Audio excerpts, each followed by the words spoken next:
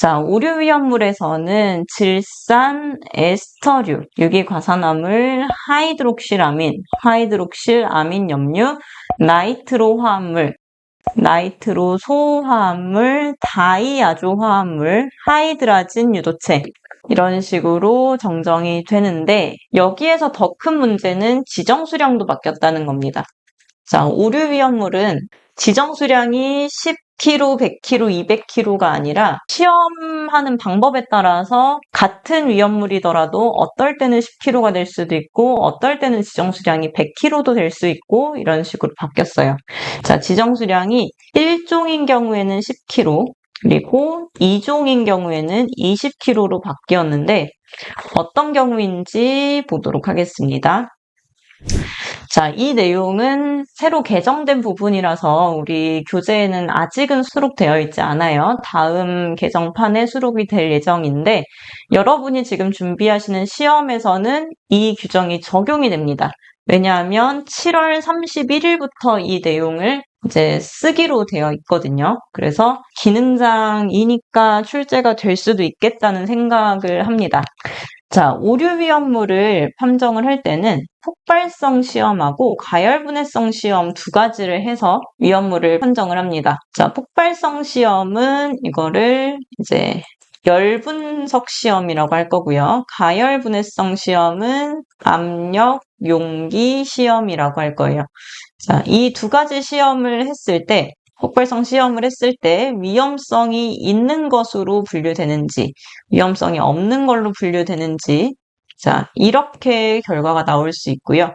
그리고 가열분해성 시험에서는 압력 용기에 9ml 판을 굉장히 큰 사이즈의 그런 판을 파열시킨다. 그러면 1등급 파열하는 그런 세기가 큰 거니까 9mm를 파열시킨다 1등급 그리고 1mm를 파열시킨다 2등급 1mm도 파열시키지 못한다 그러면 3등급으로 구분을 할 겁니다.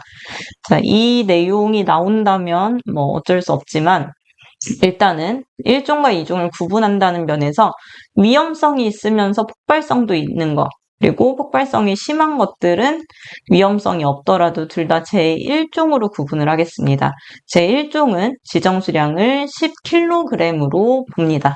그 다음에 위험성이 있고 없으면서 위험성에 대한 판정은 그렇게 중요하지 않고 1mm인 오리피스판의 파열판을 파괴했어요. 그러면 이때는 2종이 됩니다.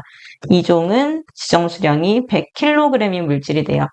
자, 파열시키지 못하더라도 위험성이 있는 경우에는 2종으로 분류를 한다고 합니다. 그래서 이제 앞으로는 오류위험물의 지정수량의 배수를 구할 때 단서 조항이 이렇게 붙을 거예요. 위험성이 있으며 뭐 등급이 1등급이다 또는 뭐 9mm의 파열판을 파열하였다 이런 식으로 이 조건들을 주면서 이걸 가지고 얘가 10kg인 위험물인지 지정수량이 100kg인 위험물인지를 구분하도록 할 것 같습니다. 문제가 출제돼 봐야 알겠지만 한 번도 이 개정된 내용으로는 출제된 적이 없기 때문에 이 위에 있는 내용보다는 이 표 자체를 가지고 어떻게 10kg와 100kg를 구분하는지 보시면 좋을 것 같습니다. 자, 그래서 이제 앞으로는 이 위험물의 종류는 그대로 가지만 10kg와 100kg에 구분하는 기준까지 잘 보셔야 될 것 같고요. 그리고 이제 오류위험물을 가장 많이 헷갈리시는 이유 중에 하나가 이 니트로 때문입니다. 이제는 나이트로죠. 나이트로글리세린, 나이트로글리콜, 나이트로셀룰로스가 나이트로 화합물이 아닌가 하는 생각을 하시는데 나이트로 화합물은 틀이 3개가 있을 때 또는 다이 2개가 있을 때가 이제 나이트로 화합물이고 나이트로기가 1개가 있을 때는 질산 에스터류가 된다는 점을 보셔야 되겠습니다.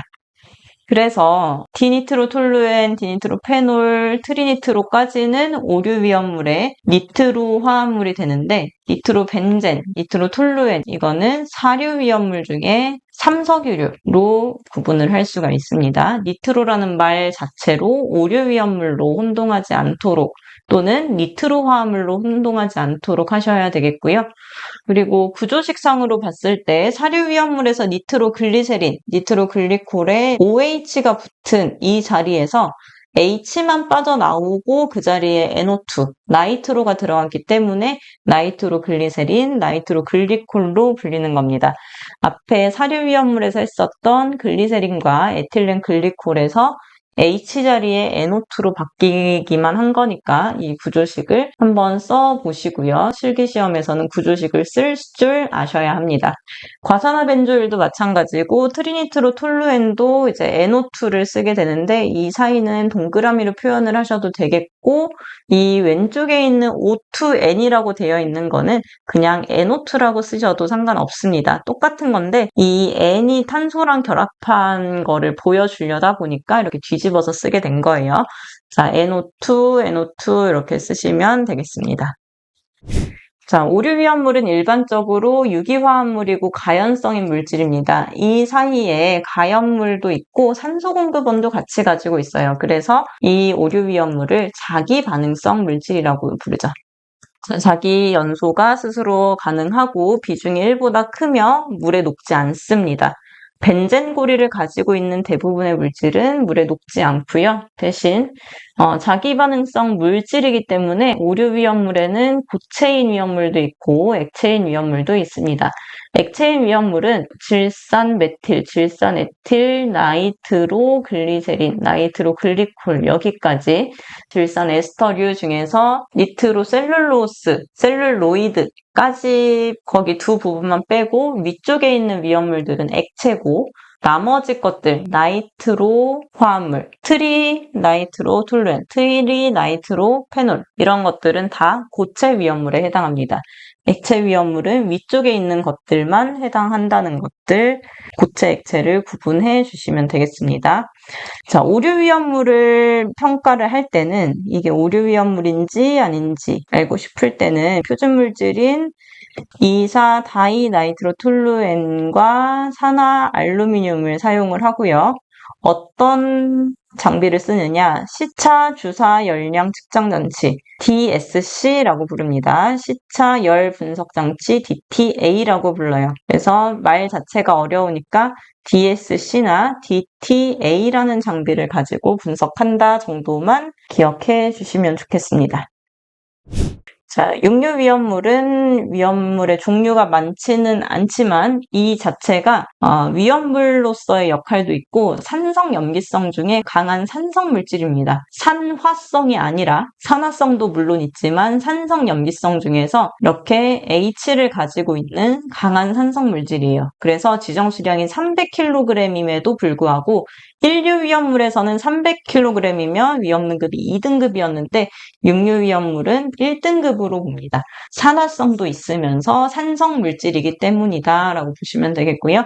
할로겐간 화합물이 아니라 이제는 할로젠관 화합물이 되겠죠. 육류 위험물은 무기 화합물이며 일반적으로 물에 잘 녹고 1류 위험물과 마찬가지로 산소가 많아서 위험물이 된 거지 이 자체가 불에 타기 때문에 위험물이 되는 게 아닙니다. 불에 타지 않아요. 불연성이고 대신 산소를 가연물한테 공급해주는 조연성입니다. 그래서 가연물 접촉 주의를 해야 합니다. 가연물이 육류 위험물에 있는 산소를 받아서 연소하려고 하기 때문이에요. 자, 그리고 모두 지정수량이 300kg이고 위험 등급이 1등급이며 물과 접촉하면 발열 반응을 하지만 물과 강렬하게 반응해서 산소를 발생한다는 아닙니다. 산성 물질이기 때문에 물에 닿으면 뜨거워진다고 생각하시면 될 것 같아요. 자, 그리고 질산 같은 경우에는 질산은 단백질과 만나서 노란색으로 반응하는 크산토 프로테인 반응을 합니다. 그래서 우리가 질산을 실제로 이렇게 만질 일은 별로 없겠지만 언젠가 어떤 약품을 만졌을 때 손이 막 노랗게 된다. 그러면 그 안에 질산 성분이 들어있는 거예요. 그래서 굉장히 위험한 상황이기 때문에 꼭 손을 씻고 적절한 조치를 취해야 합니다. 자, 육류 위험물도 이제 위험물의 기준이 있는데, 자, 위험물의 기준으로서는 질산이 비중 1.49 이상일 때 위험물이 되고요.